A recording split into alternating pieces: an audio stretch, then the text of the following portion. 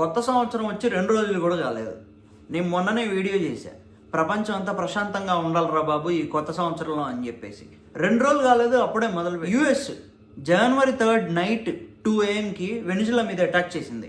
Attack చేయడమే కాకుండా ఆ దేశం ప్రెసిడెంట్ని తీసుకెళ్ళిపోయింది. ప్రెసిడెంట్తో పాటు పెళ్ళాన్ని కూడా తీసుకెళ్ళి ఇప్పుడు యుఎస్లో పెట్టుకుంది.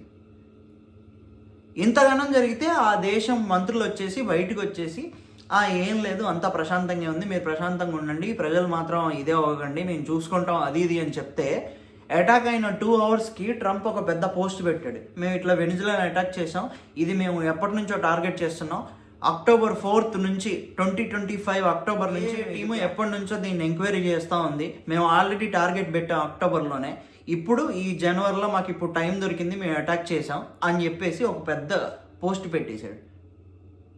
ఒక దేశంలోకి వచ్చేసి ఆ దేశపు ప్రెసిడెంట్ని తీసుకెళ్ళిపోవటం అంత ఈజీయా? ఇదేదో సినిమాలో డైలాగ్ ఉంటుంది కదా, అతడు సినిమాలో, ఏదో మొక్కకి అంటుకట్టినట్టుగా దారం చుట్టినట్టుగా ప్రశాంతంగా వచ్చేసి 15 నిమిషాల్లో అటాక్ చేసేసి ఆ దేశ ప్రెసిడెంట్ని తీసుకొని వెళ్ళిపోయారు. ఇది ఒక ఇంటర్నేషనల్ ఇష్యూ. ఇది ఏదో స్విగ్గీలో ఆర్డర్ పెడితే పోయి కలెక్ట్ చేసుకున్నట్టుగా అంత ఇంటర్నెట్లో ఆ విజువల్స్ దొరుకుతాయి చూడండి.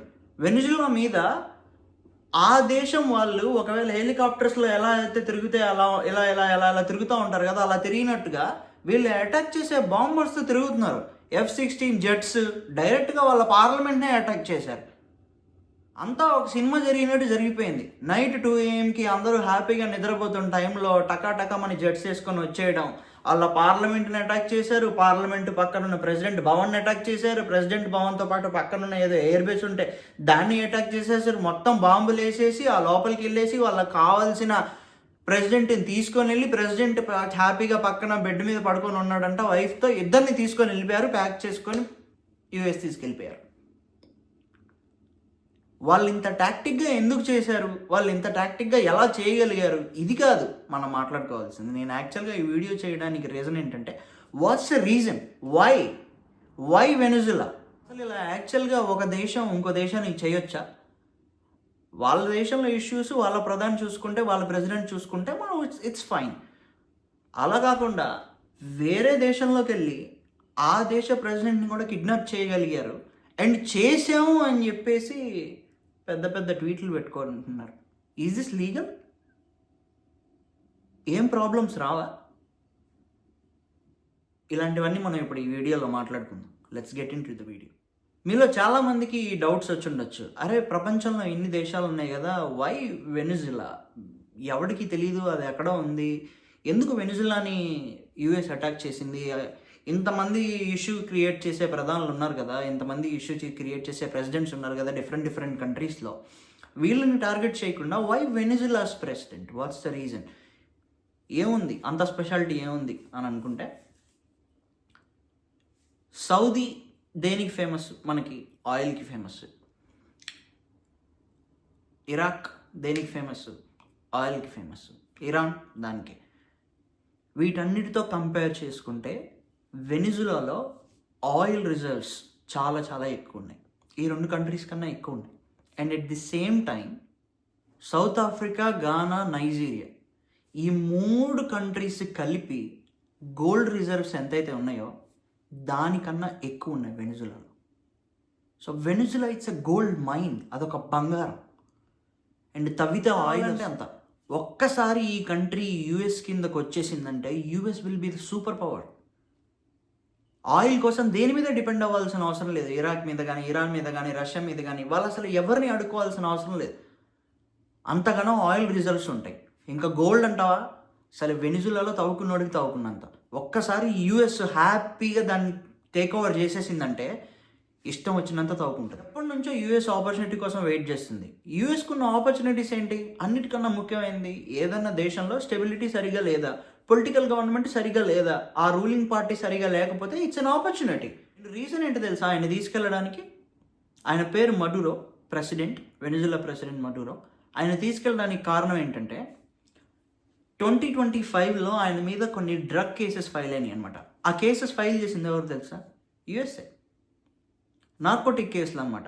సో యూఎస్కి ఇల్లీగల్గా డ్రగ్స్ పంపిస్తున్నారని చెప్పేసి రీసెంట్గా మీరు న్యూస్ చూస్తుంటే వెనిజులా బోట్స్ ఆ యుఎస్ సీ బోర్డర్లో అలా వస్తూ ఉంటే ఆల్మోస్ట్ ఒక 10-15 బోట్స్ని యుఎస్ పేల్చేసింది. దగ్గరగా 100 మంది చనిపోయారు. దాంట్లో డ్రగ్స్ ఉన్నాయని, ఆ డ్రగ్స్ ఇల్లీగల్గా వస్తున్నాయని చెప్పేసి ఆ న్యూస్ పబ్లిక్కి స్ప్రెడ్ చేసింది ఎవరు? యుఎస్ఏ. దాంట్లో డ్రగ్స్ ఉన్న సంగతి తెలియదు, కానీ జనాలు ఉన్న సంగతి అయితే తెలుసు. వాళ్ళు ఆల్రెడీ చనిపోయారు. 100 మంది చనిపోయారు. 100 మందిని మేము చంపేసామని చెప్పి వీళ్ళు చెప్పారు. వాళ్ళందరూ డ్రగ్ డీలర్స్ అని చెప్పి వీళ్ళే చెప్తున్నారు. దాంట్లో డ్రగ్స్ ఉన్నాయా? ఆ డ్రగ్స్ ఎవరికి తెలియదు. ఎక్కడి నుంచి వస్తున్నాయి? ఎవరికి తెలియదు. వెనిజులా నుంచి యూఎస్కి వస్తున్నాయంట. అసలు ఏం జరుగుతుంది, ఏం జరగట్లేదు అని చెప్పేది కూడా వాళ్ళే. ఏం జరగాలి, ఏ దేశంలో ఏ పార్టీ రూల్ చేయాలి, ఏ దేశంలో ఏ ప్రెసిడెంట్ రూల్ చేయాలి. ఇప్పుడు మన పాకిస్తాన్ పప్పెట్ ఉన్నాడు కదా, వీడు కూడా అంతే. మరి ఇంత డేర్గా యూఎస్ వచ్చేసి వాళ్ళ కంట్రీలో అటాక్ చేస్తూ ఉంటే మరి ఈ కంట్రీకి మిలిటరీ సిస్టమ్ లేదా, డిఫెన్స్ సిస్టమ్ లేదా అని మీకు డౌట్ రావచ్చు.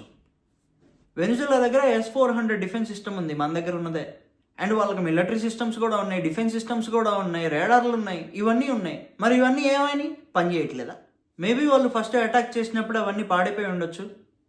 యుఎస్ ప్రెసిడెంట్ పెట్టిన ట్వీట్లో అయితే కొంతమంది సోల్జర్స్కి దెబ్బలు తగినాయి, బట్ ఎవరూ చనిపోలేదు అని చెప్పేసి ఆయన ట్వీట్ పెట్టాడు. అదంతా అయిపోయిన తర్వాత, అదే వాళ్ళకి కావాల్సిన టార్గెట్ని తీసుకొని వెళ్ళిపోయిన తర్వాత, ఇప్పుడు వెనిజులా మినిస్టర్స్ బయటికి వచ్చేసి పీపుల్ అందరినీ రిక్వెస్ట్ చేస్తున్నారన్నమాట, మీరు బయటికి రండి, ప్రొటెస్ట్ చేయండి, ఇది ఏదైతే మన దేశం మీద జరిగిందో ఇట్స్ నాట్ లీగల్ అని చెప్పేసి వీళ్ళు లోకల్ ఉన్న పీపుల్ని రెచ్చగొట్టడానికి ట్రై చేస్తున్నారనమాట. బట్ యుఎస్ ఏమీ మాట్లాడలేదు.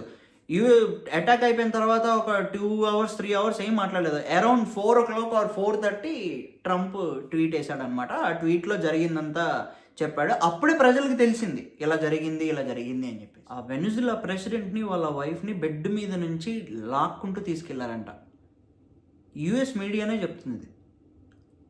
అండ్ ఇదంతా ట్రంప్ లైవ్లో చూశాడంట. మేబీ ఇంకాసేపట్లో ట్రంప్ వచ్చేసి మాట్లాడతాడు మీడియాలో అసలు ఏం జరిగింది, ఎలా జరిగింది అని చెప్పేసి ఎగ్జాక్ట్గా ఆయన వర్డ్స్లోనే.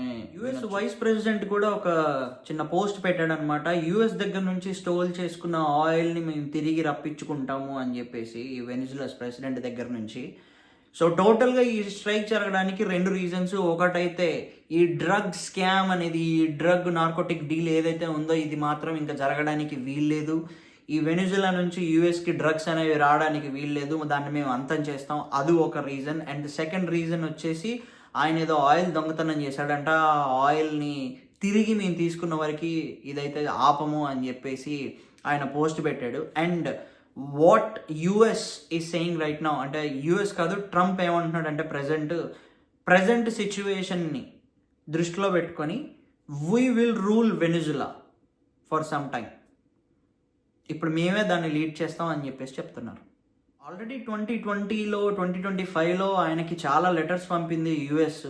నువ్వు వచ్చి సరెండర్ అవ్వు బాబు, లేకపోతే నీ డ్రగ్ డీలింగ్ అంతా ఆపేసేయి, యుఎస్ చాలా ఇబ్బంది పడుతుంది నీ దగ్గర నుంచి అని చెప్పేసి ఆల్రెడీ చాలా లెటర్స్ పంపించారు. అండ్ 2020లో ఆయనకు ఒక పెద్ద లెటర్ పంపించారనమాట, this is the last time we're warning you అని చెప్పేసి. బట్ టు బి ఆనెస్ట్ మాట్లాడుకుంటే వాళ్ళు ఆల్మోస్ట్ 2020 నుంచి ఆపరేషన్ చేద్దామనే ఉన్నారు అని చెప్పి నాకైతే అనిపిస్తుంది.